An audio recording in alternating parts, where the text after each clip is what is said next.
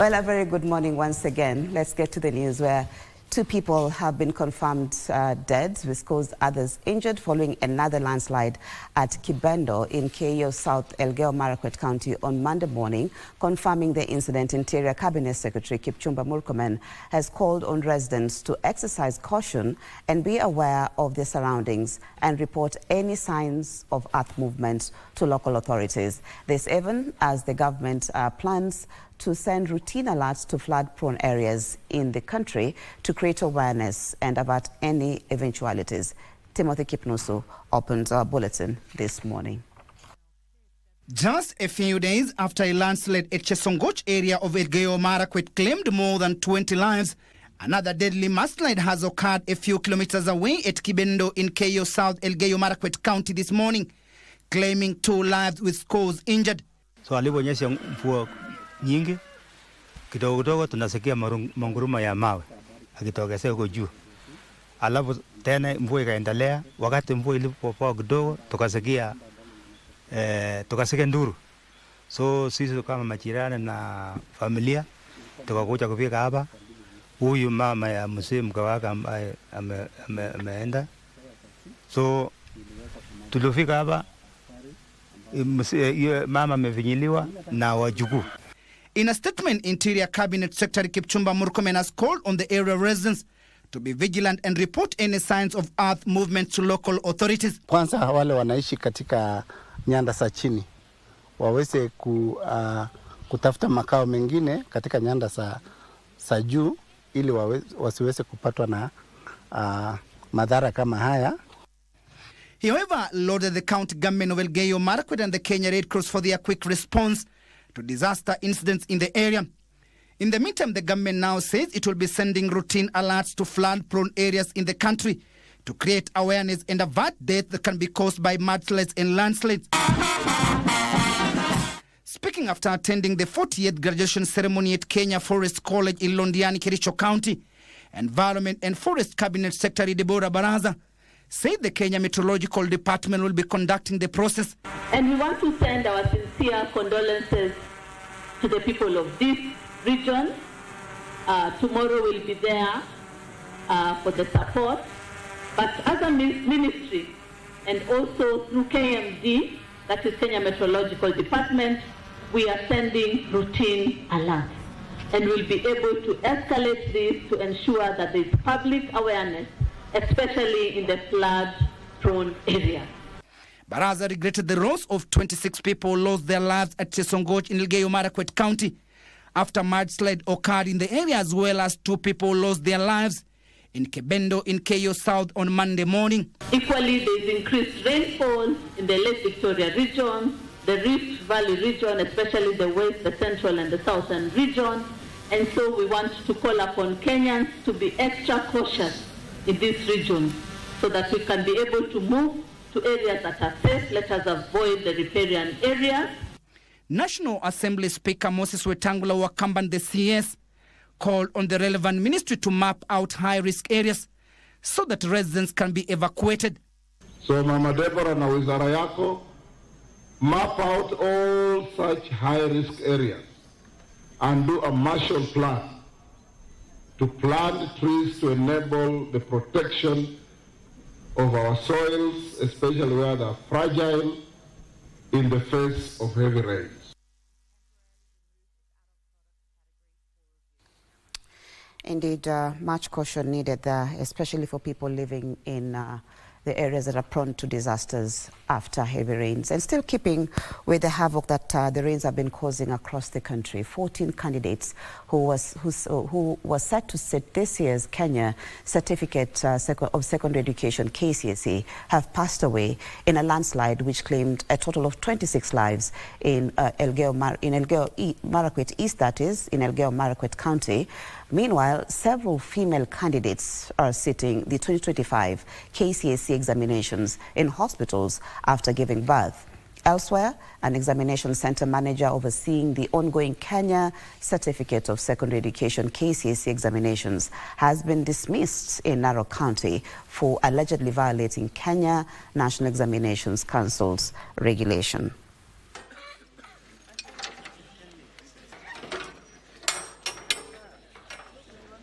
As 996,078 candidates began writing the 2025 Kenya Certificate of Secondary Education examinations on Monday morning, an examination center manager became the first victim of tough measures aimed at curbing malpractices.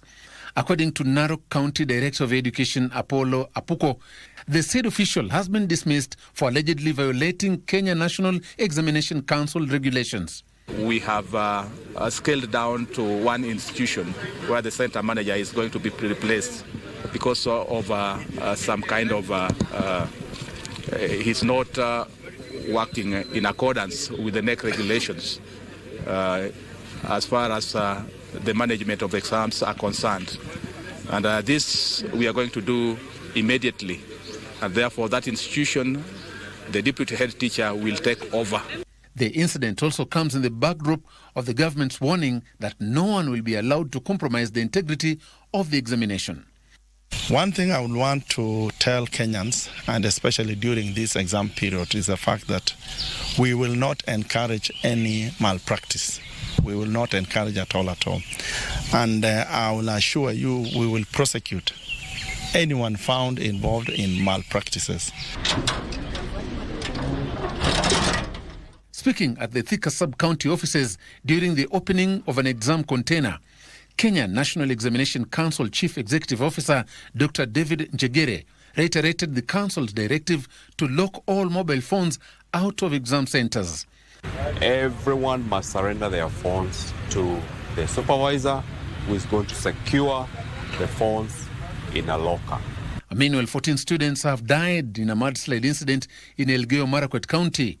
Education CS Julius Ogamba and Basic Education Principal Secretary Julius Bitok, who oversaw the distribution of exam papers in Kwale and Nairobi respectively, have confirmed that a student who was injured in the mudslide is sitting exams in hospital. In that incident, we had one student who was hurt. She was hurt on the left hand. She's at MTRH, and arrangements have been made for her paper to be taken to the hospital so that she can do her paper from that particular place. I single out Elgeyo Marakwet, which we had an incident last weekend. We have also made arrangements. Unfortunately, we lost 14 students in the incident. It's really unfortunate. In Laikipia County, the County Director of Education, Bridget Wambua, has revealed that a female candidate will be taking her exam at the Nanyuki Level 5 Hospital, similar to several other candidates who are admitted in hospitals in Kapsabet, Nandi County. A girl that gave birth and she had some complications. She's in Nanyuki Level 5 Hospital. So that is where she's taking her exams, and the exam is coming from Laikipia East.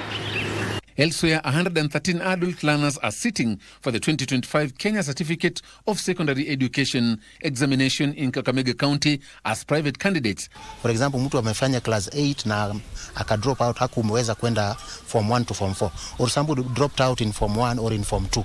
So we are giving them a chance to come back and get their form 4 certificate, the KCSE.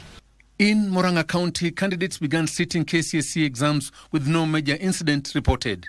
Kama mvua itaendelea ama itakuja tukiwa tunaendelea na mtihani, kuna yale magari tumepewa na DCC ambao ni 4-wheel drives. Hearts indeed go out to those who have lost their loved ones in the tragedies, and comfort to all of you. Now to other news. 90,020 Kenyans have registered as voters in the continuous voter registration exercise that began on the 27th of September 2025. Data released by the Independent Electoral and Boundaries Commission shows that Nairobi, Kiambu and Machakos take the lead in the voter registration numbers with 16,512, 9,917 and 4,026 voters respectively. As of October, October 31st, the exercise saw 15,619 voters transfer their votes to alternative polling stations and 188 updates. Nairobi, Mombasa and Kiambu counties also lead in the total number of transferred voters with 5,388, 1,791 and 1,766 voters changing polling stations respectively. Counties that registers the least number of new voters include Tana River with 130, Marsabit 284, Isiolo 312. IEBC is targeting 6.3 million new voters who have attained 18 years in preparation for the 2027 general election.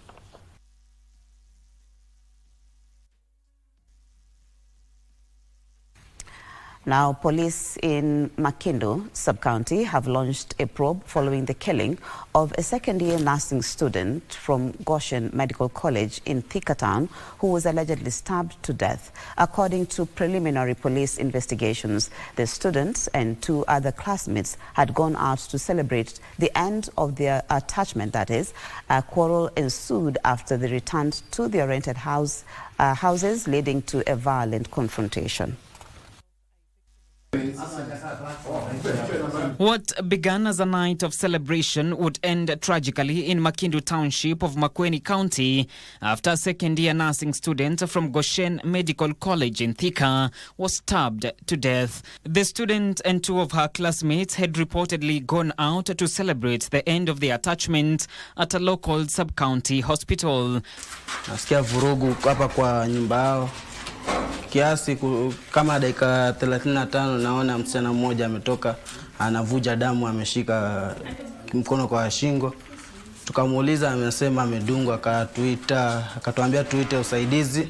Meanwhile, the main suspect, who also suffered knife injuries, is receiving treatment at Makindu Sub-County Hospital and will be handed over to police once discharged. The student Tatachi, who passed on, unfortunately had sustained a fatal stab wound at the neck region. The third student, identified as Sharon Muteti, is being held for questioning, with the police also interviewing witnesses, including a boda rider and a neighbor who filmed the incident. Niliamka asubuhi nikapata kuna chats kwa group ya class zinaendelea, so mimi sikujua ni yeye. So mimi the first person nilimpigia ni yeye ndo aniambie nini inaendelea. So mikupiga simu yake ilichukuliwa na dem fulani hapo wa klasi yetu. So yeye ndo akaniambia kuja hosi kuna kitu inaendelea. So mimi vile nilienda ndo nilipata happen. The body of the deceased was transferred to Makindu Sub-County Hospital mortuary. And in Kiambu County, a wave of panic has gripped the Boma village in Kiawanda area after suspected arsonist torched a family home following 2 earlier failed attempts. Hii ni mara ya 3 yenye wameweza kuvamia, lakini mara ya mwisho ndio wameweza kuchoma kila kitu. Mara ya kwanza waliweza kuvamia na wakaiba vitu mingi sana na wakaharibu vioo na kila kitu hapa. Lakini sasa kwa hii mara ya 3 ndio wameweza kuvamia na kuiba vitu na kuchoma pia. Ndeya Sub-County Police Commander Roslyn Mnyolmo confirmed the incident, saying one suspect has been arrested as investigations to establish the motive behind the repeated attacks continue. Hatuelewi mzozo inatoka kwa nani ama hii mambo inatoka wapi. 2 culprits have been arrested. The case is under investigation. Further report to follow. And finally, detectives from the homicide unit have today released 10 bodies of the victims of the Shakahola massacre for burial in Western and Nyanza regions. Families who were present at the morgue confirmed the bodies that had been positively identified through DNA matching. DNA imetoa miili miwili na hiyo tumeambiwa mpaka tuchukue hiyo kwanza na ile nyingine ikipatikana tutaitiwa, tutaenda kuzika. Authorities say the bodies included 1 from Likuyani, 2 from Malava, another 2 from Butere, 2 from Emuhaya and 1 from Kisii County. Walipotea watoto 5 na yeye mwenyewe mtu wa 6, lakini kwa saa hii tumepata mwili 4. Now, Kenya has taken a major step towards cutting the high cost of fertilizer after President William Ruto broke ground for the Kengen Kaishan Green Fertilizer Plant. The 100 billion shilling facility will use locally produced green ammonia to manufacture fertilizer, reduce import dependence and cutting cost for farmers. The project is expected to boost food security, create jobs and advance Kenya's transition to clean, home-sourced industrial production. Kenya is positioning itself as a potential hub for organic fertilizer and green ammonia production in East Africa.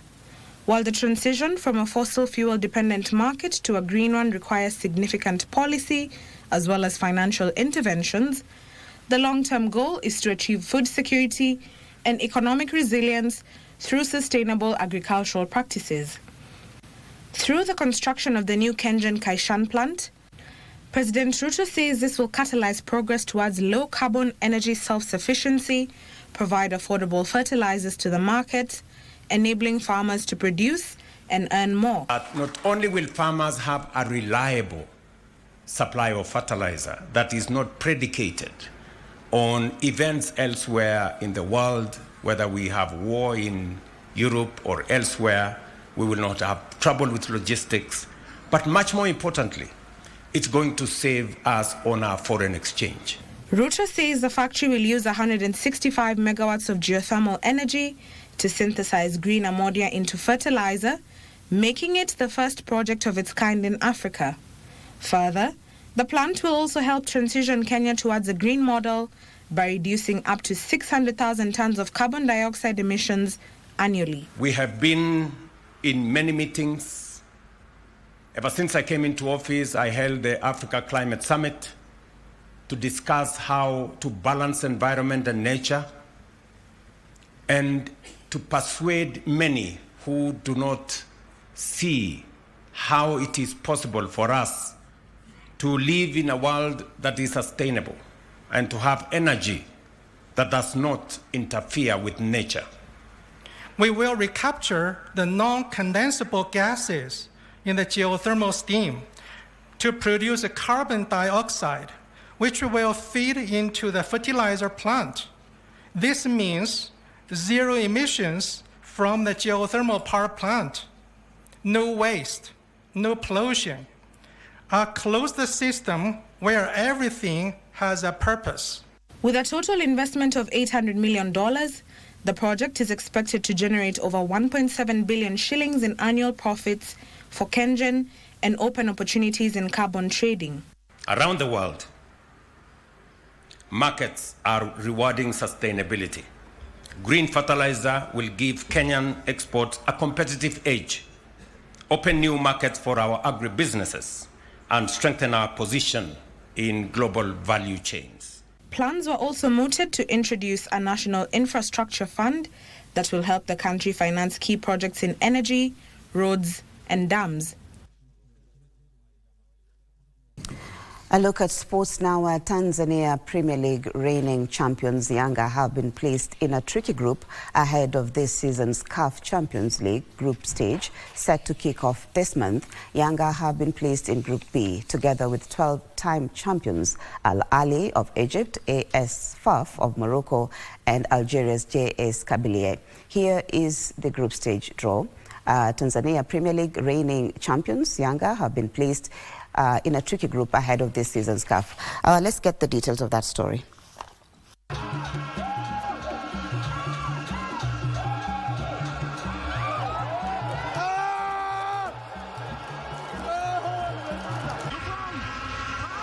Amerusha Geriga Tendele. Charles Swaibi!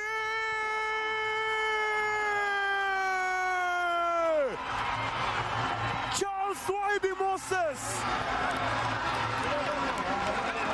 Mgeni anakosa adabu za ugenini.